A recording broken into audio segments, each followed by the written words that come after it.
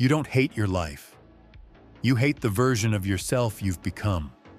The endless scrolling, the wasted hours, the lack of discipline, it's slowly destroying you. Most people stay trapped in the same cycle every day. Wake up tired, scroll for hours, avoid responsibilities, sleep late, then repeat it again. Not because they're weak, but because distraction became their lifestyle. Your mind was never meant for constant stimulation. One day, you realize something terrifying. Nobody is coming to save you. Not motivation, not social media, not luck. Your future depends on your habits. For the first 3 days, reset your environment. Delete distractions. Clean your room. Sleep earlier. Wake up before your mind gets flooded with noise. Discipline starts with small actions.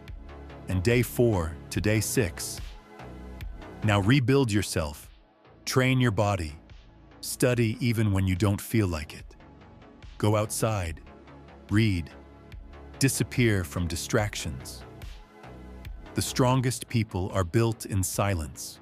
After 7 days, your life won't be perfect, but your mind will feel different. Stronger, calmer, more in control. And that's where transformation begins. Win silently.